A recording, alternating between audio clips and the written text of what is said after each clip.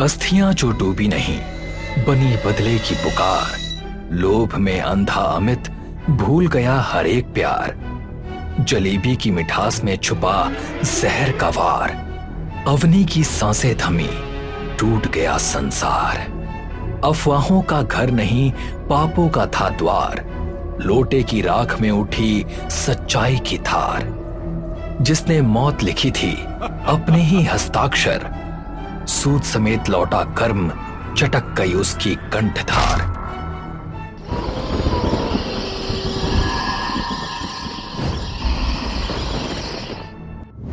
सुबह होती है, एक 3 मंजिला इमारत दिखाई देती है। इमारत के बाहर एक बोर्ड लगा है जिस पर लिखा है शर्मा केमिकल्स।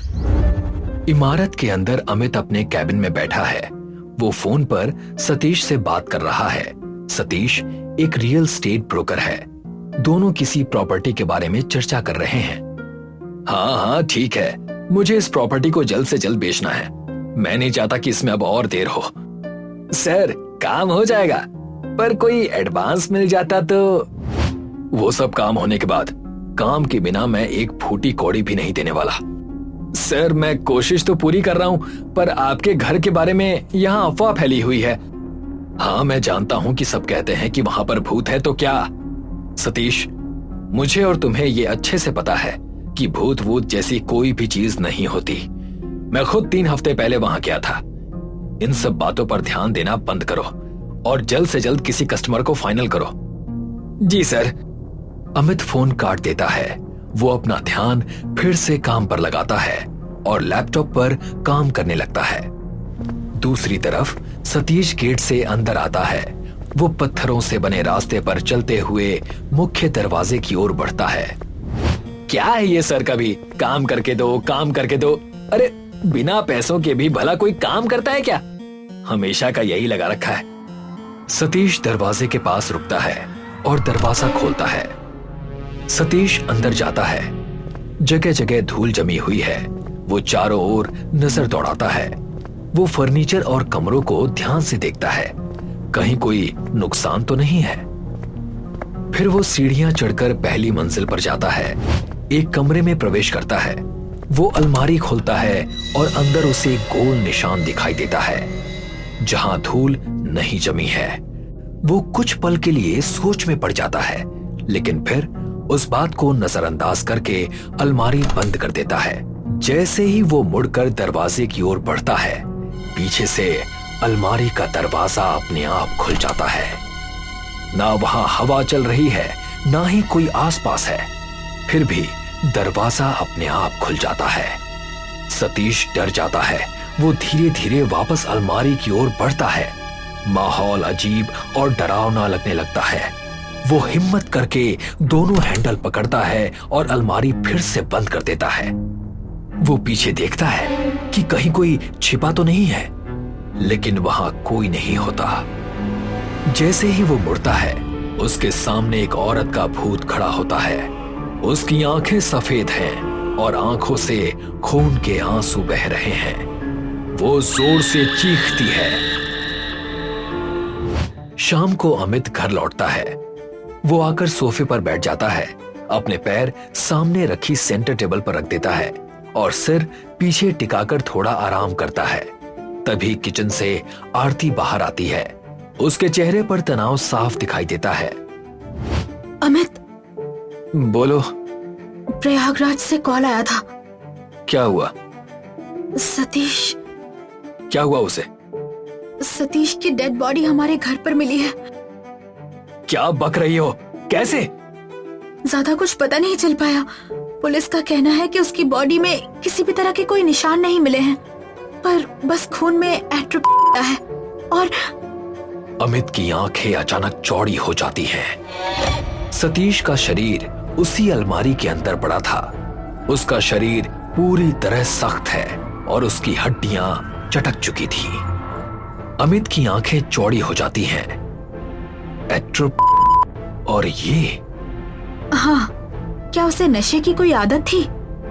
मैं इस बारे में कुछ नहीं जानता। अब क्या करना चाहिए? पहले तो तुम्हें प्रयागराज जाना होगा। पुलिस ने इन्वेस्टिगेशन के लिए तुम्हें बुलाया है। अमित आरती की तरफ देखता है। अगले दिन वो प्रयागराज पहुंचता है। अमित अपना बैग लेकर घर के अंदर आता है और चारों ओर देखता है। घर में भी वैसी ही धूल जमी है और हर जगह जाले लगे हैं। अमित कुछ देर वहीं खड़ा रहता है। तभी इंस्पेक्टर प्रतिभा अंदर आती है। अमित मुड़कर उनकी ओर देखता है। इंस्पेक्टर प्रतिभा। बोलिए मैम। कुछ नहीं, बस ये एक्सीडेंट आपके घर पर हुआ है, इसलिए थोड़े सवाल पूछने थे। सवाल ही पूछने थे तो कॉल पर ही पूछ लेती, यहाँ बुलाने की क्या जरूरत थी? क्या है ना सर, सवाल पूछते समय इंसान की शक्ल देखनी भी जरूरी होती है। कई बार जवाब जुबान पर नहीं, आंखों में भी मिल जाते हैं। Excuse me? कुछ नहीं सर, क्या मैं सवाल पूछ सकती हूँ? अमित सहमति में सिर हिलाता है। अगले पल अमित और इंस्पेक्टर प्रतिभा टेबल पर बैठे हैं। प्रतिभा उनसे सवाल पूछ रही है और अमित जवाब दे रहा है। अमित घबराया हुआ लग रहा है और अपने जवाब सोच समझकर देने की कोशिश कर रहा है। क्या हुआ सर, आप काफी नर्वस लग रहे हैं। Is there any problem? नहीं, कुछ नहीं। मुझे बस ये काम जल्द से जल्द खत्म करना है और वापस जाना है। मुझे बिजनेस के काम भी हैं। आपके घर पर आपके ब्रोकर की मौत हुई है और आपको इसकी बिल्कुल चिंता नहीं। सुनकर काफी अटपटा लगता है। देखिए, वो मेरा ब्रोकर था, मेरा साला नहीं। और अगर किसी इंसान की ड्रग ओवरडोज की वजह से मौत हो जाती है तो इसमें मेरा क्या कसूर है? इंस्पेक्टर प्रतिभा अपने बैग से कुछ कागज निकालती है और उन्हें टेबल पर रख देती है। शर्मा केमिकल्स आपकी ही कंपनी है ना? अमित कागजों की तरफ देखता है, फिर नजर उठाकर प्रतिभा की ओर देखता है। मैं समझ रहा हूं कि आप क्या कहना चाहती हैं। यस, मेरी कंपनी मैन्युफैक्चर जरूर करती है, पर इसमें मेरा कोई हाथ नहीं। Are you sure? मैम, मैं सिर्फ मेडिसिन बनाने का काम करता हूं और वो मेडिकल इंस्टीट्यूशंस को ही जाते हैं। आप चाहें तो मैं अपने डिस्ट्रीब्यूटर्स की लिस्ट दे सकता हूं। अगर ड्रग्स इल्लीगली मार्केट में आ भी रहे हैं तो ये एक सप्लाई चेन का लूप है, ना कि मेरी गलती। ठीक है, आप अभी जा सकते हैं। अगर कोई और जानकारी चाहिए होगी तो मैं आपको कॉल करूंगी। अमित सहमति में सिर हिलाता है। इंस्पेक्टर प्रतिभा वहां से चली जाती है और अमित उसी कुर्सी पर बैठा रहता है। शाम को बारिश शुरू हो जाती है। अमित लिविंग रूम में है। वो फोन पर बात करते हुए चिढ़ा हुआ लगता है और इधर उधर चलते हुए बात करता है। तुम मेरी बात समझ क्यों नहीं रहे हो? मेरा आज बेंगलोर पहुंचना बहुत जरूरी है। अगर मैं वहां नहीं पहुंचा तो मेरा काफी नुकसान होगा। सर, बारिश की वजह से कई फ्लाइट्स कैंसिल हो चुकी हैं। अब जब तक बारिश नहीं रुक जाती हम कुछ नहीं कर सकते। अमित चिढ़कर फोन काट देता है। शिट! अमित गुस्से में फोन सोफे पर फेंक देता है और उसी पर बैठ जाता है। वो अपने बैग से शराब की एक छोटी बोतल निकालता है, सीधा उसे पी जाता है और बोतल एक तरफ रख देता है। तभी उसका फोन फिर से बजता है। उसी मैनेजर का फोन है जिससे वो पहले बात कर रहा था। वो उस कॉल को नजरअंदाज कर देता है और सिर सोफे की बैकरेस्ट से टिकाकर बैठ जाता है। उसकी आंखें खुली हैं और वो पीछे सीढ़ियों की तरफ देख रहा है। तभी उसे सीढ़ियों पर एक जोड़ी पैर दिखाई देते हैं। वो पैर बहुत फीके हैं और खून से सने हुए हैं। ये देखकर वो तुरंत चौंक जाता है। उसकी आंखें चौड़ी हो जाती हैं। वो जल्दी से सिर आगे करता है, सोफे से उठता है और सीढ़ियों की ओर देखता है, लेकिन वहां कुछ भी नहीं होता। इतने में उसका फोन फिर से बजता है। इस बार आरती का कॉल है। वो तुरंत फोन उठाता है और उससे बातें करने लगता है। क्या हुआ? इतना हाफ क्यों रहे हो? नहीं नहीं, कुछ नहीं। शायद एक बुरा सपना देख लिया, इसीलिए। Are you sure? हाँ हाँ, मैं ठीक हूँ। तो तुम घर कब आ रहे हो? क्या बताऊं यार, यहाँ पर बहुत जोरों की बारिश हो रही है, इसीलिए तो जो फ्लाइट बुक की थी वो भी कैंसिल हो गई और दूसरी कोई फ्लाइट अवेलेबल ही नहीं है। अरे ऐसे कैसे? तो तुम अभी कहाँ हो? अभी तो घर पर ही हूँ। रात की बात है, सोचा यहीं रह लूं। पर अमित, तुम्हें पता है ना वो घर में। अरे तुम चिंता मत करो, मैं ठीक हूँ। अच्छा सुनो, मैं काफी थका हुआ हूँ, मैं तुमसे बाद में बात करता हूँ। अमित फोन रख देता है और फिर से सोफे पर बैठ जाता है। वो कुछ देर तक इधर उधर देखता रहता है, फिर सोफे पर ही लेट जाता है। रात को अमित सोफे पर सो रहा है। उसका एक पैर सोफे की बैक रेस्ट पर है और दूसरा नीचे लटका हुआ है। ऊपर लॉफ्ट में एक झूला आगे पीछे हिल रहा है। अचानक वो बीच में ही रुक जाता है। अगले ही पल झूले की जंजीरें एक एक करके टूटने लगती हैं। भारी लकड़ी का झूला सीधा नीचे गिरता है और उसी सोफे पर आ गिरता है जहां अमित लेटा है। झूला उसके उस पैर पर गिरता है जो बैक रेस्ट पर रखा हुआ था और उसका पैर तुरंत टूट जाता है। अमित दर्द से चीखते हुए उठ जाता है। वो टूटे हुए पैर की वजह से तुरंत नीचे गिर जाता है। जब वो अपना चेहरा उठाता है तो उसे वही फीके पैर फिर से दिखाई देते हैं जिन्हें उसने कुछ देर पहले देखा था। वो ऊपर देखता है, उसके सामने कोई और नहीं बल्कि अवनी खड़ी है। 3 साल पहले की बात है। अमित शेरवानी पहने हुए है और अवनी दुल्हन के जोड़े में सजी हुई है।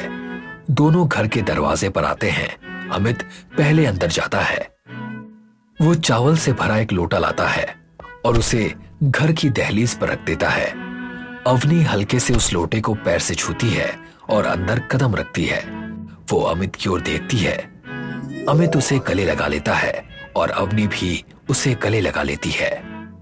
Finally, yes, finally we are married. मैं तुम्हें बता नहीं सकती कि मैं कितनी खुश हूँ आज।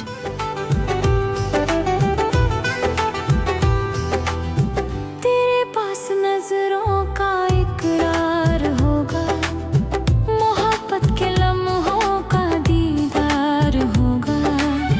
तुझे अपनी पलकों पे मैंने सजाया, तेरे अक्स को अपना चेहरा बनाया है। चाहत का किस्सा वफा की निशानी मेरे इश्क पर है, तेरी मेहरबानी मेरे इश्क पर है, तेरी मेहरबानी मेरे इश्क पर है, तेरी मेहरबानी। अमित और अवनी आपस में बहस कर रहे हैं। अवनी बिस्तर पर बैठी है और अमित उसके पास खड़ा है। तुम समझ क्यों नहीं रही हो? मुझे बिजनेस के लिए और पैसे चाहिए। मेरे डैड ने ऑलरेडी तुम्हें बहुत पैसे दिए हैं, अब मैं उनसे और नहीं मांग सकती। क्यों नहीं दे सकते? मैं ये सब हमारे फ्यूचर के लिए ही तो कर रहा हूँ। Stop lying to me. ये तुम हमारे लिए नहीं, अपने फ्यूचर के लिए कर रहे हो। तुम समझती क्यों नहीं कि मुझे अभी पैसों की जरूरत है? जब मेरे पास आ जाएंगे तो वापस दे दूंगा। और अगर नहीं आए तो? अमित गुस्से में उसे देखता है और बाहर चला जाता है। रात को अमित नशे में घर आता है। अवनी डाइनिंग टेबल पर बैठी है। वो उसके पास जाता है। अवनी, अवनी। अवनी चिंता में उठ जाती है। वो उसे पकड़ती है और कुर्सी पर बैठा देती है। क्या हुआ तुम्हें? Are you okay? मुझे माफ कर दो अवनी, मैं बस पैसों के लिए थोड़ा बहक गया था। मुझे माफ कर दो। आज के बाद मैं ऐसा कभी नहीं करूंगा। अवनी उसे कसकर गले लगा लेती है। कोई बात नहीं, मैंने तुम्हें माफ कर दिया है। मुझे खुशी है कि तुम्हें अपनी गलतियों का एहसास है। अगर ऐसा ही है तो ये लो। अमित अपना हाथ आगे बढ़ाता है। उसके हाथ में ताजी जलेबी है। जलेबी? सच? तुम्हें याद था? हाँ बिल्कुल, लो खाओ। अमित अपने हाथ से उसे जलेबी खिलाता है। 6 महीने बाद की बात है। अमित बिस्तर के सामने खड़ा है और उसके चेहरे पर एक अजीब मुस्कान है। अवनी बिस्तर पर पड़ी है। वो हिल भी नहीं पा रही है। उसके शरीर की हरकतें सीमित हैं और उसका शरीर सख्त पड़ा है। तो कैसा लगा मेरा प्लान? और एक साथ। पता है सबसे बड़ी बात क्या है? तुम्हारी मौत को प्रूव करने के लिए ज्यादा मेहनत नहीं करनी पड़ेगी। बस एडिक्शन और रिएक्शन बन गई एक फुल प्रूफ स्टोरी। अवनी बिस्तर पर पड़ी रो रही है। वो हिल नहीं पा रही है और उसकी आंखों से आंसू बह रहे हैं। अमित उसे देखता है और हंसता रहता है।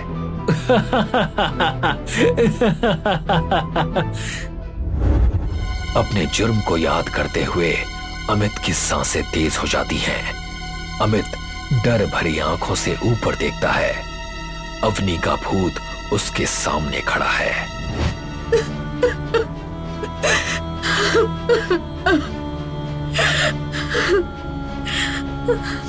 तू इतना खुदगर्ज निकला कि काम होने के बाद तूने मेरी अस्थियां तक डुबाना सही नहीं समझा, और जब इस घर को बेचने का समय आया तो उसे बाहर बिखेर दिया।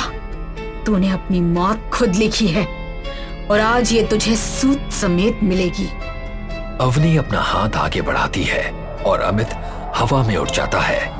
वो उसे छत की झूमर की ओर पटक देती है। कांच के टुकड़े उसके शरीर में धंस जाते हैं। अमित जमीन पर गिर जाता है। वो हाथ जोड़कर रहम की भीख मांगता है, लेकिन अवनी नहीं रुकती। वो अपनी गर्दन एक ओर झुकाकर उसकी आंखों में देखती है। अमित के हाथ और पैर मुड़ने और टूटने लगते हैं। वो दर्द से चीख उठता है। आखिरी पल में उसकी गर्दन छटक जाती है और सब कुछ शांत हो जाता है। अमित मर चुका है। अवनी का भूत वहीं खड़ा रहता है, बिल्कुल शांत। यहीं उस रात का अंत हो जाता है। आरती टेलीविजन के सामने खड़ी है और समाचार देख रही है। अमित की पूरी कहानी अब राष्ट्रीय खबर बन चुकी है। शर्मा केमिकल्स के मालिक अमित शर्मा की उन्हीं के घर में मौत। उनके शरीर के सामने मिली खत पर लिखा था उनके जुर्म का कड़वा सच। डोरबेल बजती है। आरती दरवाजा खोलती है। पुलिस अंदर आती है। आरती दरवाजे पर खड़ी है और उसकी आंखों में आंसू है। कहानी यहीं समाप्त हो जाती है।